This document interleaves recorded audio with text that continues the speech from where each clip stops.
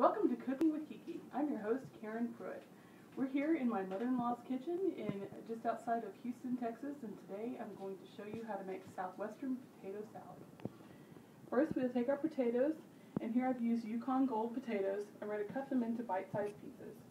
It's very simple, just cut your pieces. And I want them in bite-sized pieces so that not only do they cook evenly, but they also cook faster, because no one has time to cook these days.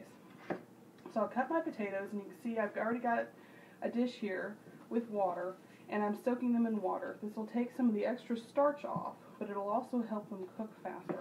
I'm going to put these potatoes into the microwave and cook them for about 10 minutes in the microwave to get the cooking process started, and then I'll put. Okay, so we've now microwaved our potatoes. I cooked them for about 10 minutes, and you can see I put water on top of them to basically cover the potatoes. So you're essentially boiling them in the microwave. The reason you cook them with water is because if you don't, they tend to stick to each other. The water also helps take some of the starch out of the potato. The other reason that I microwaved them first is it takes a lot less time to cook them this way than it does if you cook them fully in the oven. Plus they get nice and soft inside, and you can cook them at a higher temperature in the oven and get them good and crispy. Trick for cooking your bacon quickly is to use the microwave. What I like to do is use a plate. You can use paper or a real plate. Put 3 or 4 paper towels down, and then put your bacon laid out in strips on top. Then place your paper towels on top. That way the paper towels will absorb your grease while it cooks. What you'll end up with is nice crispy bacon. While your potatoes are cooking, you'll need to make your sauce. Take a brick of Philadelphia cream cheese and cut it in half. Take half of the brick and put it into a microwave-safe container and microwave it for 30 seconds. It'll make it nice and stirrable. Then you will take your chipotles and adobo sauce. What I've done here is put an entire small 4-ounce can of chipotles into my blender with 1/3 of a cup of water and blended it until smooth. You can see it's kind of a paste texture. I put it into a storage container because a little bit of chipotle goes a long way. Put your chipotles into your cream cheese. I used 2 teaspoons of the chipotles, which will make it fairly hot. If you don't like your food spicy, then try starting with 1/2 of a teaspoon of the chipotle and working up, tasting it each time. Then I put in my parsley flakes. These will add a nice color into my sauce.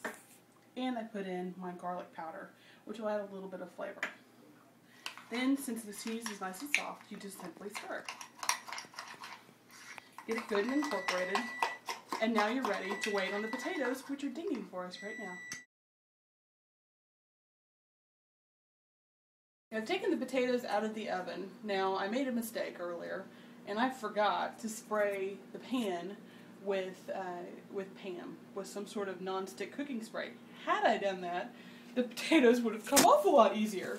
But since I didn't, you can see they're kind of mashing a little bit, and you know what? That's okay, because really, if people who you're feeding get offended by the fact that your potatoes are a little mashed, then you don't need to be feeding them. So I am going to keep continuing trying to get this off of the pan, and while I do that, I'll tell you a little story. The reason I call this Cooking with Kiki is because my little niece and nephew, who are ages 8 and 6, actually my niece is the younger one, they love to cook with me, but they also call me Aunt Kiki.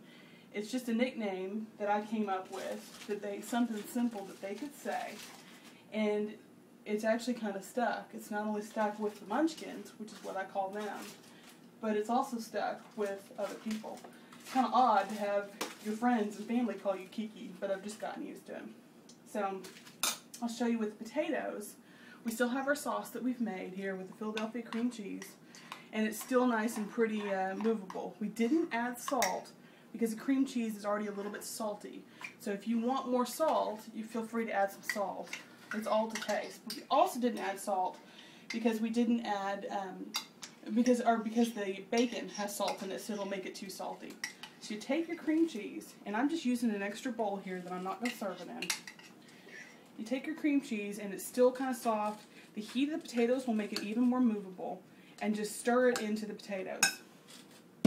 It should stir pretty easy, pretty quick. All you want is a simple coating. And then take your bacon, which you can see here is cooling off. And what I've done is I've taken the paper towels off at the top so that it will crisp up. Because if you leave the paper towels, it keeps it too wet and it won't crisp. And just break it up in your hands and sprinkle it in. I'm only going to use 2 pieces right now because I'm going to put the last 2 pieces on top. If you're not going to serve this until a while later, you don't want to mix the bacon in just yet because it'll make the bacon all kind of mushy and not as good. So my bacon, which apparently is jumping off my plate, mixing it in and getting it, just basically get the bacon kind of spread around. And then lastly, I will take it and put it on my serving dish, which we will then serve with the rest of our dinner.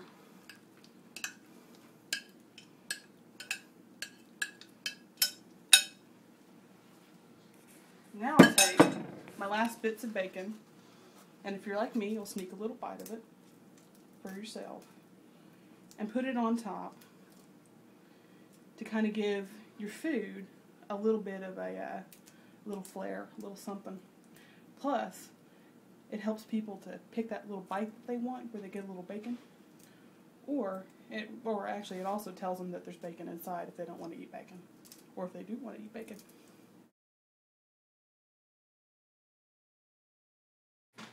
Lastly, we'll serve it. We have this lovely depression area glass plate that will go nicely with our beautiful tablescape.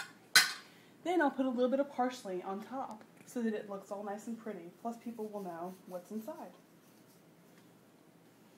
And there you have it. You can serve it with roast chicken, a lovely salad, and even a side of fruit.